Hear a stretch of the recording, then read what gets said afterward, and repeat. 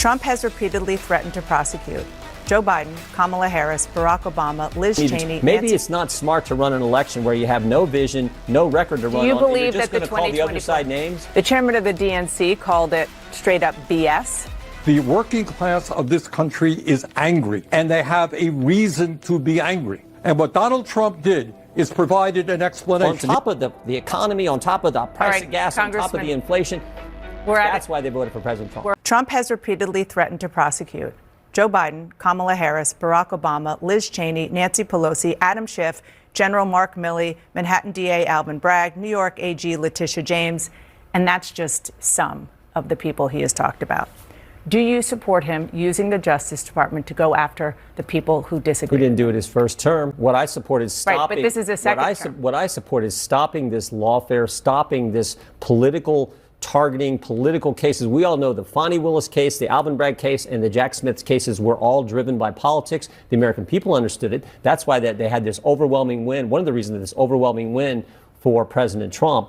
So I'm against the retribution. I'm against the Justice Department saying if you're a mom and dad showing up at a school board meeting, we're going to investigate you. I'm against the FBI putting together a memorandum at the Richmond field office which said if you're a pro-life Catholic, you're an extremist. So I just we want all that to stop. I just want to put a button on this. So what you are saying is that all of the times that President Trump said so many things about people that he promised that he would go after them and prosecute them, you were going to encourage him not to do that?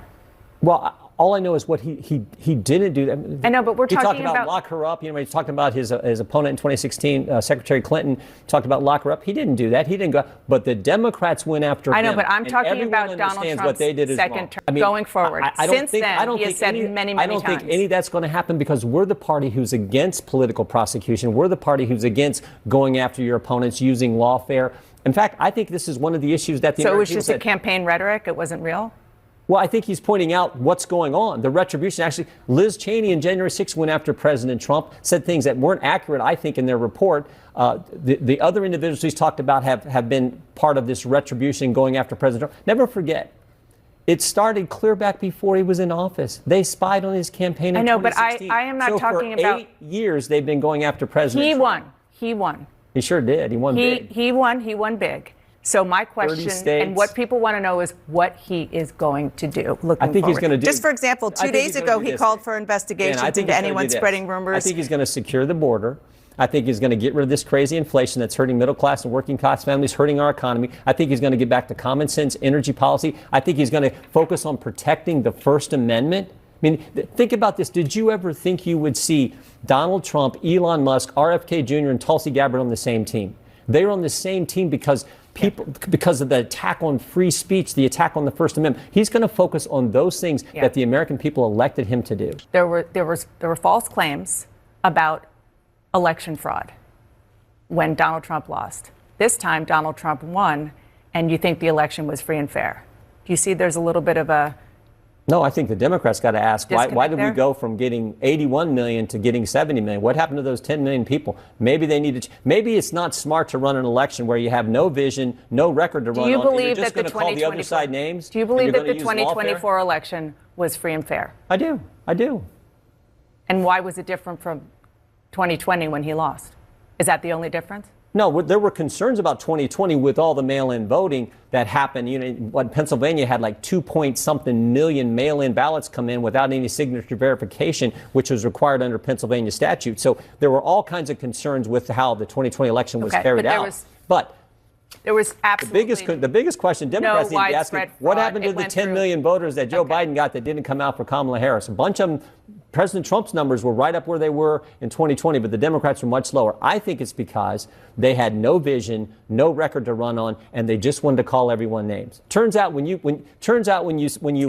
tell people, oh, you're fascist, racist, deplorable, garbage, they don't like that. And then when you use lawfare to go after their candidate, they don't like that either. Well, that's why they came out. So on top of the economy, on top of the price of gas, on top of the inflation, that's why they voted for Biden's been a phenomenal president. He's lived up to so many of the promises he's made. There's one promise left that he could fulfill, being a transitional figure. He could resign the presidency in the next 30 days, make Kamala Harris the president of the United States. Whoa. He would absolve her from being able to, from having to oversee the January 6th transition, right, of her own defeat. And it would make sure that it would dominate the news at a point where Democrats have to learn drama and transparency and doing things that the public want to see is the time. This is the moment for us to change the entire perspective of how Democrats Okay, this operate. has now jumped from an internet meme to a Sunday morning show. Jamal's out here right now. It's a Congratulations. season of House of Cards. I thought you were going to say, what about the Supreme Court? That's also out there. Well, the Supreme Court might happen. I don't know if it will, but I think this is something that's in Joe Biden's control. And if he did it, it would fulfill his last promise. It would give Kamala Harris the chance to be the 47th president of the United States of America. It would disrupt all of Donald Trump's paraphernalia, right? He'd have to rebrand everything. But and it would make it easier for the next woman who runs for president to not have to worry about all the historical, weight of being the first. We can Top solve that, this problem. Brad. With the scathing response that you gave after the Democrats lost, Kamala Harris lost pretty big. You said the Democrats abandoned the working class. The chairman of the DNC called it straight up BS and said Joe Biden is the most pro-worker president of my lifetime. Former Speaker Nancy Pelosi said she disagreed with you. She added, quote, Bernie Sanders has not won. Do you stand by what you said? Oh, absolutely. Look, Joe Biden is a friend of mine.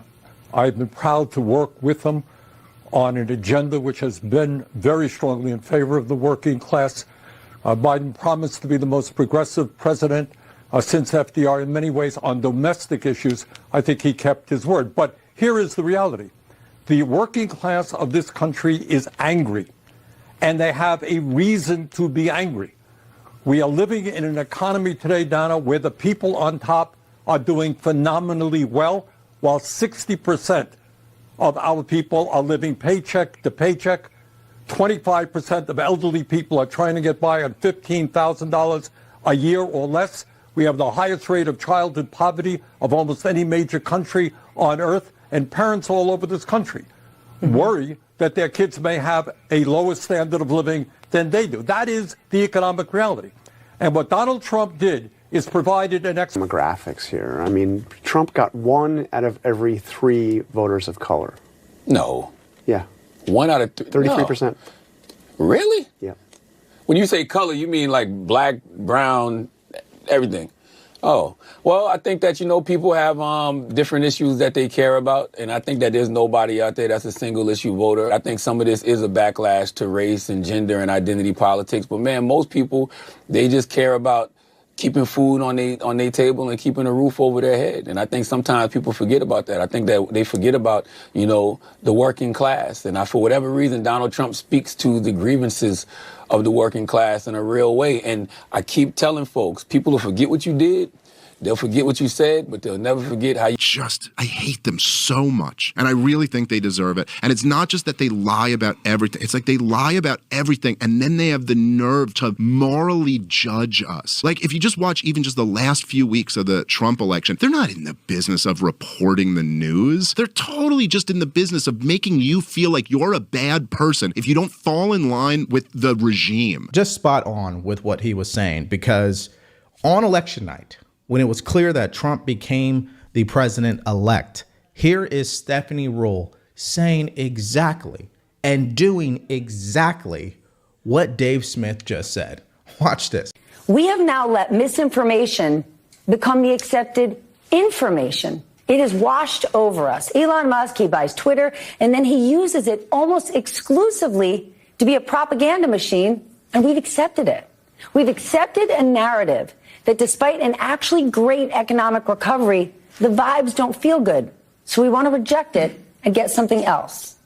And the person we are now betting on to change all of it is Donald Trump, a man who did 2 almost impossible things. He won the American presidency twice, and he drove a casino into the ground. What will the future hold now that America has just decided that we're going to F around and find out?